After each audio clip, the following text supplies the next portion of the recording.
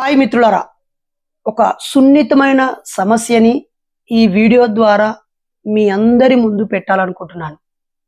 సంచలనాలు కలిగించే చాలా విషయాల్ని వైరల్ చేస్తూ ఉంటారు, లేదా కాంట్రవర్సీకి సంబంధించిన విషయాల్ని లక్షలాది మంది చూస్తూ ఉంటారు.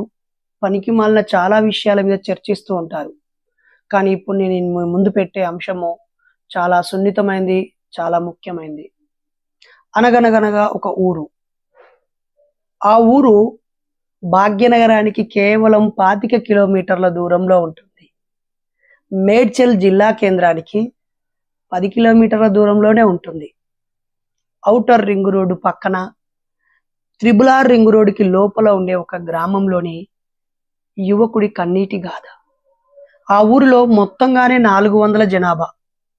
400 మంది సనాతన ధర్మాన్ని పాటించేవారు హిందువులే. ఒక్కరు కూడా ఆ ఊరిలో ముస్లిములు లేరు, క్రైస్తవులు అసలే లేరు. చాలా సంతోషం.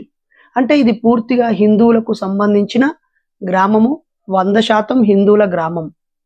ఈ గ్రామం కన్నీటి గాథ ఏంటంటే, అక్కడ ఒక పేద కూలీ రైతు తను తన భార్య కష్టపడి తమ కూతుర్ని డిగ్రీ వరకు చదివించారు, తన కొడుకుని ఎంకం వరకు చదివించారు.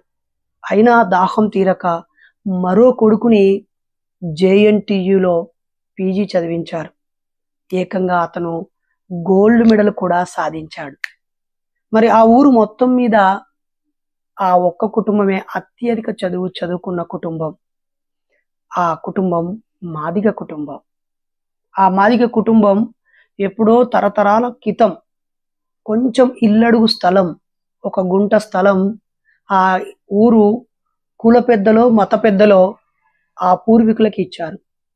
దానికి ప్రతిఫలంగా వాళ్ళు ఏం చేయాలో తెలుసా? ఆ ఊర్లో ఉన్న వాళ్ళకి డప్పు కొట్టాలి. చచ్చిపోయినా, దేవుడికి చేసుకున్న పండగలైనా, ఆ ఇంట్లో పెళ్ళిళ్ళైనా, గోర్లు తీసే ఫంక్షన్ అయినా, సారీ కట్టే ఫంక్షన్ అయినా, ధోతీలు కట్టే ఫంక్షన్ అయినా, గృహప్రవేశం అయినా, వాళ్ళ ప్రతి సందర్భంలో వీళ్ళు డప్పు కొట్టాలి. ఆ ఊర్లో ఉన్నవి మొత్తమే 10 కుటుంబాలు దళితులవి. మరి అందులోనూ ఓన్లీ మాదిగ. ఈ మాదిగ కులము, ఈ మాదిగ కుటుంబాలు ఆ ఊరికి బానిసలుగా పనిచేయాల్సిందే. పోనీ అలా బానిసత్వాన్ని, అంటరానితనాన్ని, అస్పృశ్యతని, వెట్టి చాకిరీని ప్రోత్సహిస్తుంది బ్రాహ్మణుల? ఆ ఊర్లో బ్రాహ్మణులు లేరు. పోనీ వైశ్యులు కోమటి వాళ్ళు లేరు. పోనీ క్షత్రియుల, అసలు రాజవంశీయులు అక్కడ లేనే లేరు. మరి ఇవి కాదు అంటే ఇంకెవరైనా భూస్వాములైన దొరల? ఆ ఊర్లో దొరలు కూడా లేరు. రెడ్లు కూడా లేదు. కమ్మకాపు చౌదరీలు ఉన్నారా? వాళ్ళు మన తెలంగాణ ప్రాంతంలో లేరనే చెప్పాలి. మరి ఎవరిని వివక్ష చూపిస్తున్నారు? బ్రాహ్మణ క్షత్రియ వైశ్యులు లేరాయే, రెడ్డి వెలుమ కమ్మకాపు చౌదరీలు లేరాయే. ఆ ఊర్లో ఉన్నదే, ఆ ఊరు మొత్తం 400 మందిలో 250 మంది ముదిరాజు ముద్దు బిడ్డలే ఉంటారు. ముదిరాజులు అంటే బోయలని కొన్ని చోట్ల, తెలగాలని కొన్ని చోట్ల, తెలుగులని కొన్ని చోట్ల, తర్వాత ముత్రాసులు కొన్ని చోట్ల, ముదిరాజ్ అని కొన్ని చోట్ల ఉంటుంది. చెరువులో చేపలు పట్టడం వృత్తిగా ఉన్న కులం. అత్యధిక మంది ఆ ఊర్లో వాళ్ళే ఉంటారు. ఆ ఊరు వాళ్ళు చెప్పినట్టుగా వింటుంది. వాళ్ళ నాయకత్వంలో ఆ గ్రామం నడుస్తుంది. ఆ తర్వాత ఎక్కువ జనాభా ఉన్న కులం ఏంటో తెలుసా? శాలీలు. శాలీలు అంటే పద్మశాలీలు, నేత వృత్తిగా ఉన్నటువంటి పద్మశాలీలు. ముదిరాజులు బీసీలే, పద్మశాలీలు బీసీలే. ఒకే ఒక కుటుంబం, గౌడ కుటుంబం ఉంటుంది. ఆ తర్వాత ఉన్నది అక్కడ మాదిగ కుటుంబమే.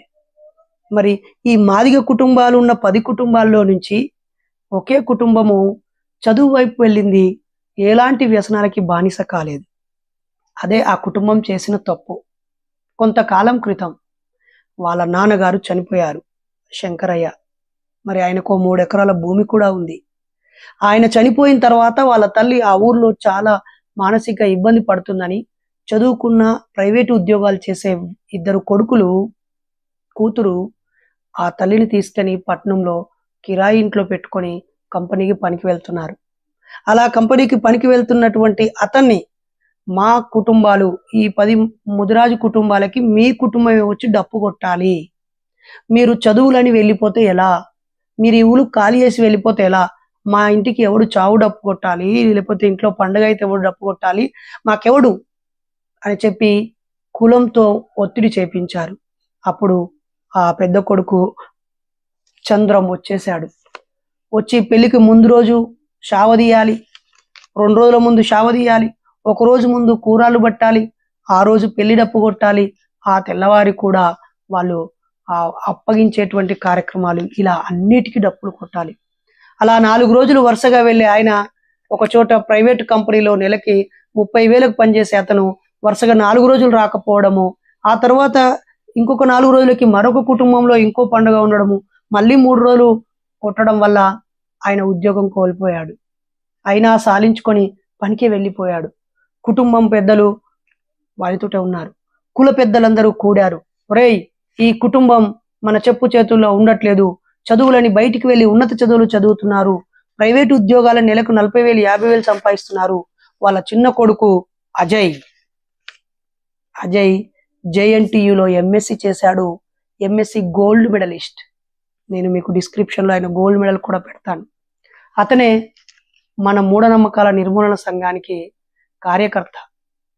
నాకు సోషల్ మీడియాలో గడిచిన 6 సంవత్సరాలుగా పరిచయం. గతంలోనే ఈ సమస్యను నా దృష్టికి తీసుకువచ్చాడు. నేను సామరస్యపూర్వకంగా నువ్వు ఆ ఊర్లో ఉన్నటువంటి ముదిరాజులతో, పద్మశాలీలతో, అక్కడున్న మిగతా కులాలతో కలిసిమెలిసి ఆడిపాడి చదివావు. ఇప్పుడు ఈ విషయాన్ని మనం లేవనెత్తితే ఎక్కడ కులం పేరుతో మీరే రాద్ధాంతం చేస్తున్నారు అంటారు తమ్ముడు, ఓపిక పట్టు అన్నాను. కానీ జరిగింది. 4 రోజుల క్రితము వాళ్ళు పిలిపించారు. మిస్టర్ అజయ్, నువ్వు ఎంఎస్సి JNTU గోల్డ్ మెడలిస్ట్ కావచ్చు, కానీ నీ పుట్టుక మాదిగ పుట్టుక. నీ తాత ముత్తాతల కాంచెలి డప్పు కొట్టి బతికారు. కాబట్టి మా ఇంట్లో జరిగే ప్రతి కార్యక్రమానికి నీ అయ్య చచ్చిపోయాడు కాబట్టి ఇప్పుడు నువ్వు నీ అన్న ఖచ్చితంగా డప్పు కొట్టాల్సిందే, లేకపోతే నిన్ను వెలివేస్తాం. 100 సంవత్సరాల క్రితం మాన్యంగా ఇచ్చినటువంటి గుంట భూమిని, నీ ఇంటి అడుగు స్థలాన్ని తిరిగి గ్రామంకు లాక్కుంటామన్నారు. కానీ విచిత్రం ఏంటంటే అదే మాదిగ కులంలో నుంచి ఆ ఊర్లో ఒకరిని వార్డు మెంబర్గా పెట్టుకున్నారు. ఆయన ఉప సర్పంచ్గా కూడా అయ్యాడు. ఈ సంఘటన అంతా ఒక మాదిగ నాయకుడు ఉప సర్పంచ్గా ఉన్నప్పటికీ ఇలా జరగడం నిజంగా ఆ ఉప సర్పంచ్ అయినటువంటి పంచమి రేణుకుమార్కే చాలా సిగ్గుచేటు. ఎందుకంటే అతను టిఆర్ఎస్లో ఉన్నాడు. ఇప్పుడు అక్కడ ఎమ్మెల్యే గారు కూడా టిఆర్ఎస్ నుంచే గౌరవనీయులు సునీత లక్ష్మారెడ్డి గారు ఉన్నారు. 10 ఏళ్ల తెలంగాణ ఉద్యమం, 10 ఏళ్ల తెలంగాణ పరిపాలన. అయినా ఉప సర్పంచ్గా ఒక మాదిగ బిడ్డ ఉన్నప్పటికీ నీ కుటుంబానికి, నీ జాతిలో ఉన్నటువంటి చదువుకున్న వ్యక్తికి గౌరవించకుండా, కులం పెద్దలు చేసేటువంటి ఆ కుళ్ళు కుతంత్రాలను ఛేదించి అండగా నిలబడకుండా మీరు వార్డు మెంబర్గా గెలిచి ఎందుకు, ఉప సర్పంచ్ అయ్యేందుకు ఈ మొత్తం ఎపిసోడ్లో మీరు రాజకీయ ప్రతినిధి అయి ఉండడం చాలా సిగ్గుచేటు మిత్రమా. మరి అక్కడి నుంచి సనాతన హిందూ ధర్మాన్ని కాపాడాలని బీజేపీని ఎంపీగా రఘునందన్ రావు గారిని గెలిపించాం. ఆయన న్యాయవాది, ప్రముఖ ఉపన్యాసకుడు, తెలంగాణ సమయంలోనూ తన గొంతు వినిపించిన వ్యక్తి. మరి ఇప్పుడు 100% హిందువులు ఉన్న ఆ ఊర్లో జరిగిన ఈ దుర్మార్గ సంఘటనకి గౌరవ ఎంపీ గారు ఎలా స్పందిస్తారో చూడాలి. మన నాయకుడు, మూఢనమ్మకాల నిర్మూలన సంఘం కార్యకర్త అజయ్ ఈ విషయాన్ని ట్యాగ్ చేస్తూ సోషల్ మీడియాలో ఎస్పీ గారికి, ఎస్ఐ గారికి, ప్రజాప్రతినిధులకి, కలెక్టర్కి పెట్టడంతో నిన్న రాత్రి ఎస్పీ గారు మాట్లాడారు. నిన్న సాయంత్రం ఎస్ఐ గారిని ఆ ఊరికి పంపించారు. ఏం జరిగింది, ఆధారాలు ఏమిటి?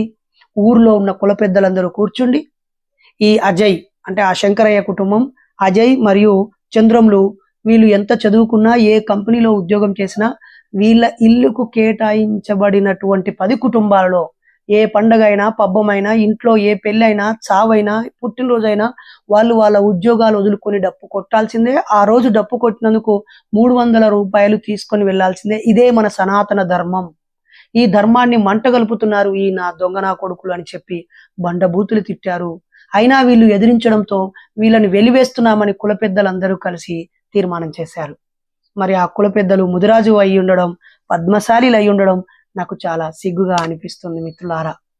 ఏమి తెలుసా, ఎవరైనా ఆ కుటుంబంతో మాట్లాడితే 25,000 రూపాయల జరిమానా, ఎవరైనా వారితో పలకరించినా, ఏదైనా ఫంక్షన్కి పిలిచినా, ఎదురుపడినా వాళ్ళతో మీరు మాట్లాడితే 25 చెప్పు దెబ్బలు గ్రామంలో కూర్చోబెట్టి అందరి ముందు, పెదరాయుడు సినిమాలో లాగా రకరకాల సినిమాల్లో మనం చూస్తూ ఉంటామే, ఆ ఘటనని పునరావృతం చేయాలని తీర్మానం చేసి సంతకాలు కూడా చేశారు మిత్రులారా.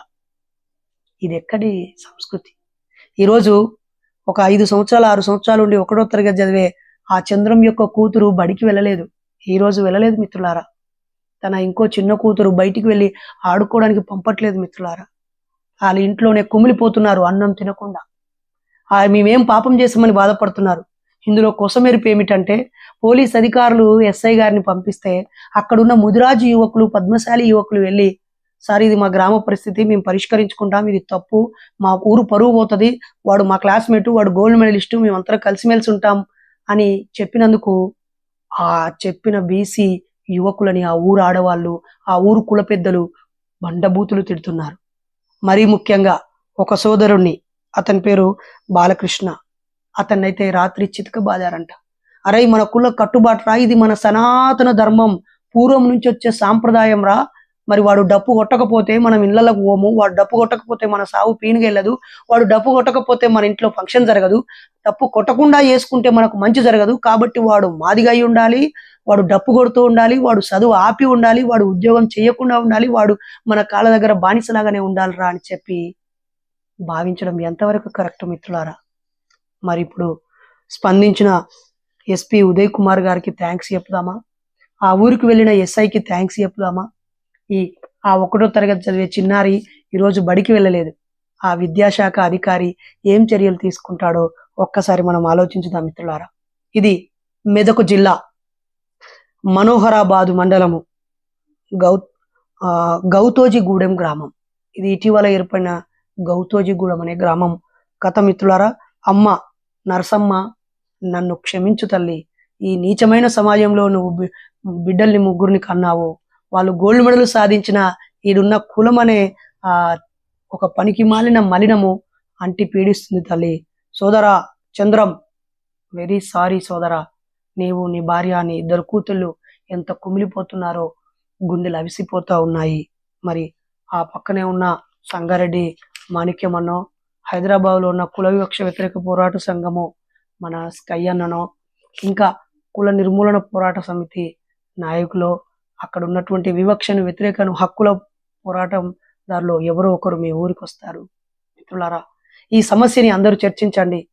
రేపు లేదు ఎల్లుండి జాతీయ మహాసభలు ఉండడం వల్ల నేను ఆ ఊరికి ప్రత్యక్షంగా రాలేకపోతున్నాను. నాకు ఈ విషయం 6 నెలలుగా జరుగుతున్న విషయాన్ని అజయ్ మన కార్యకర్త చెప్పినప్పటికీ నేను సున్నితమైన విషయం అనుకున్నాను. ఈరోజు ఈనాడు పత్రికలో న్యూస్ వచ్చింది, అలాగే ఆ కుల పెద్దలందరినీ విచారిస్తున్నారు. చూసారా మిత్రులారా, 100కి 100% హిందువులు ఉన్న గ్రామంలో ఇలాంటి వివక్ష ఉంది. మరి ఇలాంటివి ఉన్నప్పుడే కదా వాళ్ళు నాకు ఈ కులం ఈ మతం వద్దని మత మార్పిడి చేస్తే మీరు పోయి ఏం పీకుతారు? ఒకసారి ఆలోచించండి. సనాతన ధర్మం కుల కట్టుబాట్లు ఆచార వ్యవహారాలంటే ఇలాంటి పనికిమాలిన నీచమైన ఆచారాలను కొనసాగించాలని కోరుకుంటున్నారా మిత్రులారా? కాస్త బుద్ధిజీవులు ఆలోచించండి. ఈరోజు ఎవరు మాట్లాడినా 5,000 ఫైన్ అంట, 25 చెప్పు దెబ్బలంట. నేను పద్మశాలి బిడ్డగా మహాసభల తర్వాత ఆ ఊరికి వస్తాను, నాకు 5,000 దండగేస్తారా, 25 చెప్పు దెబ్బలు కొడతారా?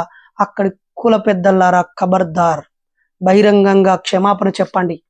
ఆ తీర్మానంలో పాల్గొన్న వాళ్ళందరినీ, అందులో పద్మశాలి బిడ్డలున్నా కూడా అందరినీ స్పష్టంగా SC ST అట్రాసిటీ యాక్ట్తో అందరినీ జైల్లో పెట్టాలని కోరుతున్నాం. అయ్యో వాళ్ళు కూర్చొని మాట్లాడుకుంటారులే, తెలిసి తెలియక అన్నారు, వాళ్ళను వదిలేయండి అని నంగనాచి దొంగ సానుభూతి అక్కరలేదు. అక్కడ పద్మశాలీలు ఉన్నా ఈ తీర్మానం చేసి కుల బహిష్కరణ చేసి మాట్లాడిన వాళ్ళకి 5,000 25 చెప్పు దెబ్బలు అని రాసిన సంతకం పెట్టిన ప్రతి ఒక్కడిని SC ST అట్రాసిటీ యాక్ట్ కింద జైల్లో పెట్టాలని కోరుతున్నాం. ఆ తర్వాత ఏ ఒత్తిడిలో వచ్చినా చంద్రం, అర్జున్ నిలబడాలని కూడా కోరుతున్నాం. వీళ్ళని చదివించిన చచ్చిపోయిన ఆ శంకరయ్యకి జోహార్లు, భర్త చనిపోయిన బిడ్డల్ని బాగుగా చూసుకుంటున్నటువంటి నరసమ్మకి వందనాలు. మరి 3 ఎకరాల భూమి కూడా ఉంది, వాళ్ళకి చదువు ఉంది. ఇతను ఇప్పుడు ఒక 30-40 వేల రూపాయల డబ్బులు సంపాదించే ఉద్యోగం చేస్తున్నాడు మన అర్జున్.